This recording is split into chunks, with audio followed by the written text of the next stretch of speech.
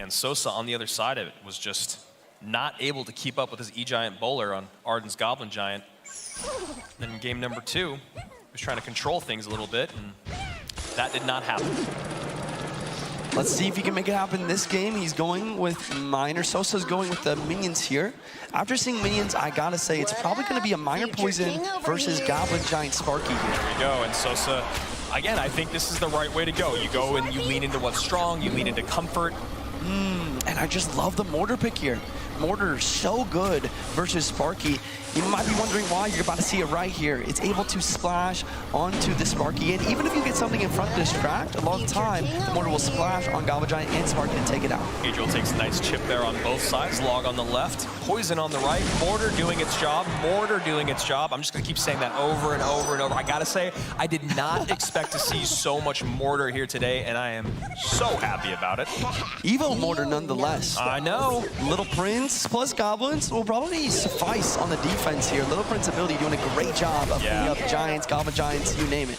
And you know what? I don't know if I like that rage there from SOSAA. It feels like that was going to be an easy cleanup for Adriel. Maybe it's just to get more elixir out of him. No harm, no foul, though. 2 untouched towers to do very healthy towers as Adriel sets up another Mortar. Excuse me. Mortar is going to get cleaned up by the Little Prince. Log going to try and knock that back. Does SOSAA decide to use the ability or not? It's seeming like he's going to let this Mortar lock on tower. An interesting decision, but he'll be up a few elixir because of that. And Mortar does get that lock, like you're saying, and the elixir favor means a Sparky is coming down. And Adriel goes immediately to the opposite lane. Those minions should do a very good job cleaning this all up. Minions are one of the best cards in the game when it comes to a cheap defense, which is why we see it used in big beatdown decks like this all the time. That's a really, really great nugget of information to take home with you. Eva Mortar doing a great job of cleaning up this Sparky, but you can't help but be a little bit sad to see that Eva Mortar being used on defense. Yeah, a lot of the time you want to get it out on offense, and SOSAA's doing a good job of applying pressure to force that out. Yeah, really nice fireball there, and just like you're saying, Adriel has to get another couple Mortars down before he can find any success. Also with the minions, you know, they're such a great counter to the Little Prince, something you were talking about earlier this week as well. Mini P.E.K.K.A, counter pushing. And this is what Miner Poison's all about. You just defend, defend, defend. You chip away with your Miner Poisons. He has the minions himself as well, which allow for some counter push value.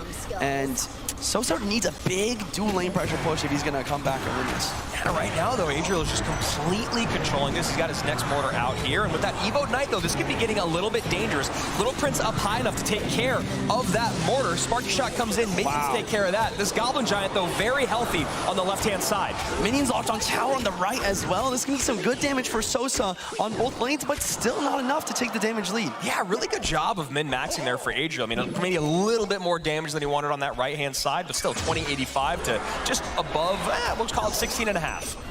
Mortar once again played up one extra tile to try and lock in that Mortar a little bit earlier. But as we saw before, you gotta watch out for that Little Prince over the river. This time, SOSAA using this time the minions. Yeah, great point you're making there. High Mortars are all fun to take care of Sparkies, but that Little Prince you need to make sure is out of cycle. So now SOSAA going in with the big send here on that right-hand side. Happy to send those minions up high, and now gets another Evo Mortar down. SOSAA relatively medium, I'd say, on elixir, but doesn't seem to have a great battle plan at the moment.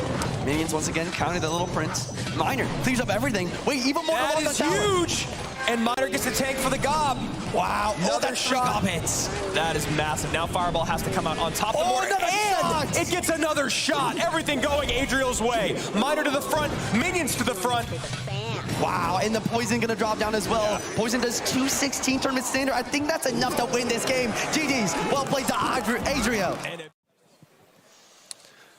Hopping straight into it. Hog right at the bridge right away from Adriel. And I like that. I've said that all day today. Push the pace. SOSAA gonna get a nice NATO in.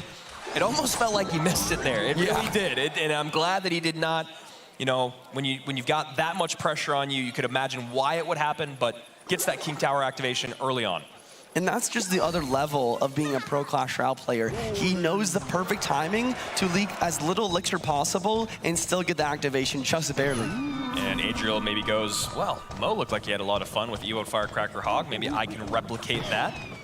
But interesting to see the Ghost here, the Ghost and the Prince. This is going to be a Mega Knight Hog Rider deck, Andrew. Very interesting, and we're going to see how that stacks up here as we move forward. I mean, at least you've got the skeletons there to surround the Evo skeletons for the Royal Ghost, and of course, skeletons to help with the Prince, but MK will be very interesting as we move forward. So Mega Knight Prince Hog versus SOSAA, most likely using Electro Giant here. Trying to think of how this matchup really shapes up. It's really going to have to do with how the single elixir goes. And you know what? Honestly, I'm wondering if Adriel's kind of ready for this, because I was even thinking in my mind that SOSAA was going to play E-Giant in this second game. And I also don't know if I love how much he's leaking at the moment, because Adriel has a deck that can kind of be a little bit more aggressive. Yeah, I think that makes sense. Maybe he should have just cycled the skeletons a little bit quicker. Maybe he's just waiting for a response to deal with from Adriel's side. Well, obviously, SOSAA's deck being as heavy as it is going to be a lot more effective when we get into double and triple elixir. We'll see how he wants to respond to this hog. And Barb comes out, and looks like one bat maybe got a bite in there early on. But that ghost splashing on the left-hand side gets some solid damage over there as well. And like we talked about, the single elixir really going to dictate how much damage Adriel can get. And he's done quite well for himself here. Absolutely, and we'll see if he can continue to add to that over the next 47. Prince charging in, hitting that Goblin Brawler. Evo Fiker could get a lot of value here. SOSAA's options are either lightning it or let it get value, and it's tough. And I was going to say, with that Goblin Cage out of cycle, you imagine that Adriel would want to go strong on offense. Down to 1469 is that right-hand tower, and then this Evo'd Firecracker, maybe, no, not going to get any support there, but a couple of hits in. 1173 as an E-Giant comes down at the bridge.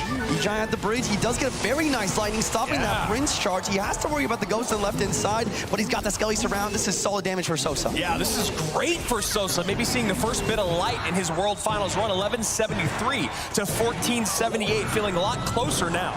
Barbarian Barrel takes care of the Firecracker, preventing any damage, and the Cage perfectly placed to stop any hog hits. Sometimes it only takes one play or two to feel like you're back in rhythm. And finally, for SOSAA fans and SOSAA himself, feels like he might be there. Adriel gonna have to feel a little bit nervous and maybe play a little bit better defense than we saw on that last E-Giant set. Evo Firecracker at the bridge. It's locked on damage. It's so much E-Giant getting taken care of by that Prince quite nicely as well. And no NATO there for the hog. Bowler's already down. Double bowlers are in, but Bowler is no longer behind an E-Giant. It is gonna, I guess, technically tank for this Phoenix egg, but I'm sure Adriel will get on top of that very easily, and it's an MK right on top of that egg. Bowler getting some nice shots on both sides, but the right side is what matters. Prince down, and he doesn't have any way to stop this. That lightning, and SOSAA's gonna take it. Wow. GG's, ladies and gentlemen. Wow. And we're going to a game 3. And opportunities to get that same exact thing. Yeah, that's a really great point that you make there, and thank you to League Ops for coming in and addressing whatever issue that was as we get back to the action, and it's an LJ out early for Adriel. Archers, Evo'd version from SOSAA to defend this Lumberjack. I love the split here. Lumberjack Rage, it kind of damage that a little bit, but recruits from Adriel. Is this going to be the Recruits Bridge family deck that we saw earlier? I mean, you've played a lot of recruits in your day. I mean, I think we pretty much all have once they got to that Evo'd form, and I'm a little surprised that we actually saw the Archers, or that SOSAA was holding the Archers until game number 3, but obviously it's worked out well, and I'm sure he's very happy to have the strongest Evo in the game at his hands.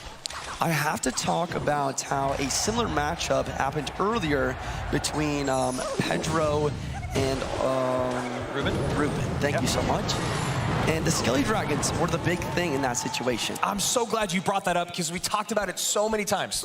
But the big thing here is SOSAA has brought the delivery. And that's going to help him so much and give him a lot more opportunity to defend those Skeleton Dragons. Yeah, it is shocking how insignificant Skeleton Dragons can be when you can deal with them easily, and then the moment that you cannot, they become some of the most frustrating cards in the game. And you talk about stacking them behind some Evo'd recruits. We're going to see how SOSAA's going to deal with all of this.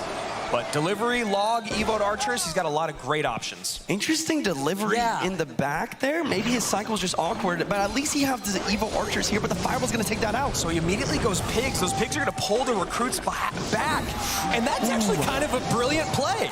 Yeah, but is it enough? Is it enough? Skeleton Dragon on tower now, recruit. And now it's tanking for the recruit on that left-hand side. Skeleton Dragon getting tanked for on the right. Now Balloon comes in. SOSAA only has 5 elixir in the tank. He has to spend a 0. but he has an Inferno Tower at least, so he will stay alive.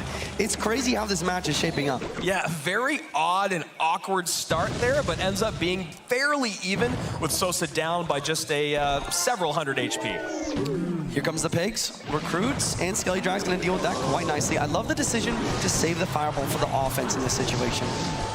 And Piggy stacking up some damage there, narrowing the gap to just over 100. Lumberjack at the bridge. It's not Raymar, it's Balloon. SOSAA has an Inferno Tower, but those recruits are going to do a great job of distracting it. He gets the archers here. Snowball to slow.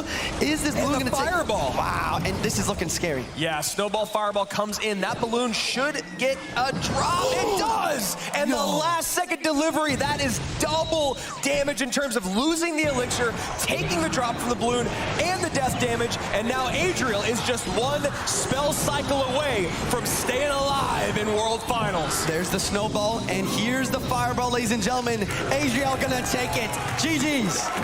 And so